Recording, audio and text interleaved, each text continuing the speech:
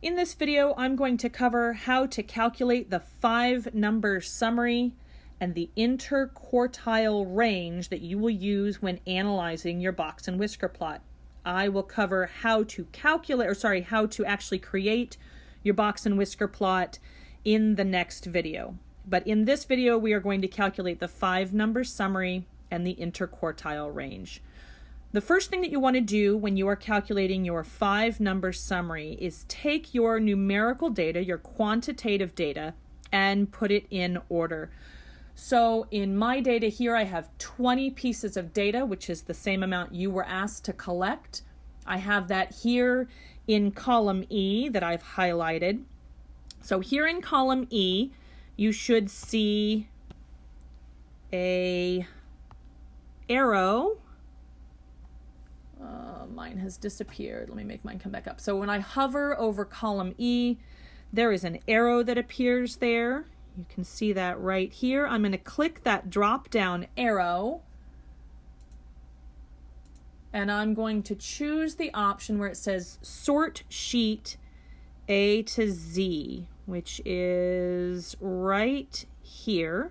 Sort sheet A to Z. I'm going to choose that option, and it is going to automatically sort my data with the smallest data on top and the largest data on bottom. Okay, now once my data has been sorted, I'm going to come over to an empty cell, and we're going to type in the 5 numbers that we need to calculate for our 5-number summary. We're going to have the labels in the left-hand column, and we're going to actually calculate it in the column just to the right. So for our 5-number summary, we need the minimum. We need the lower quartile, also sometimes referred to as Q1. We need the median, also sometimes referred to as Q2. We need the upper quartile, also referred to as Q3, and we need the maximum. All right, so I have my labels for my 5-number summary. In the column just to the right, we are going to calculate those values. So just to the right of minimum, I'm going to click on that open cell, and I'm going to type equals, and then I'm going to begin typing the word minimum, M-I-N. And if you'll see here, there is an option. Oh, nope, wrong thing. Come on, go backwards. Okay, I want this option right here for minimum. So I'm going to click that, and then I need to highlight my data values. So over here, this data that we put in order from smallest to largest, I'm going to highlight those 20 pieces of data, and then I'm going to click enter, and it will calculate my minimum value. The next piece of the 5-number summary that I'm going to calculate is actually the maximum. So I'm going to hop all the way down here to the bottom in the cell just to the right of where it says maximum. And I'm going to type equals, and then I'm going to begin typing maximum, M-A-X. And right here, this option for maximum value in a numeric data set, I'm going to choose that option, and I'm going to highlight my data set again and click enter. All right, so we have our minimum, we have our maximum. We're going to calculate the median next. This is the halfway point of the data. That's the value directly in the center, or since we have an even number of values, it will be halfway in between the 10th and 11th piece of data that we have. So here in this box just to the right where it says median or Q2, I'm going to type equals and then MED. I want to find the median.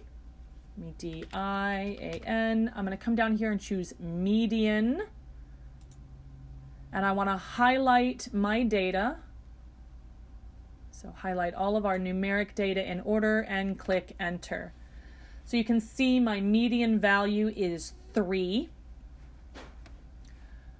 Now we have our minimum, our median, and our maximum. We're ready to calculate our lower quartile and our upper quartile. The lower quartile is the median or the halfway point of the smaller half of our data, so the smaller 10 values we've collected.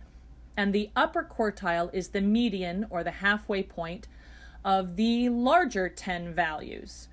So right here next to lower quartile, I'm going to click that empty cell and I'm going to type equals, and then again I'm going to type median, M-E-D. I'm going to choose option for median value in a numeric data set. I only want to highlight the smaller 10 values in my data set. This is why we put it in order. So I'm going to start with the first piece of data I have here, and I'm going to drag that down until I have 10 values selected. So 1, 2, 3, 4, 5, 6, 7, 8, 9, 10, ending right here. And I'm going to hit enter and it will calculate my lower quartile. The halfway point or the lower quartile Q1, that value is 2. Then I'm going to click on this box just to the right where it says upper quartile or Q3. With that box highlighted, I'm going to type equals, and again I want to type median, because what we're going to find is the median or the halfway point of the higher 10 values that we've collected. So I'm going to click on median, and starting from the bottom and counting upwards, I want to collect the bottom 10 or the higher 10 values. So starting at the bottom, 1, 2, 3, 4, 5, 6, 7, 8, 9, 10, and you should end just below where the other data set let off. I'm going to click enter, and you can see our upper quartile value there is 4.5. The last thing that we need to calculate here is the interquartile range, also called the IQR. The interquartile range is Q3, or the upper quartile, minus Q1, the lower quartile. So in this box just to the right of where I have typed the heading interquartile range, I'm going to type equals, and then I'm going to select the value in my upper quartile. I'm going to highlight that, and then I'm going to subtract, so push the minus key, and then I want to highlight the lower quartile value right there. So upper quartile minus lower quartile, I'm going to click enter, and it will calculate my interquartile range.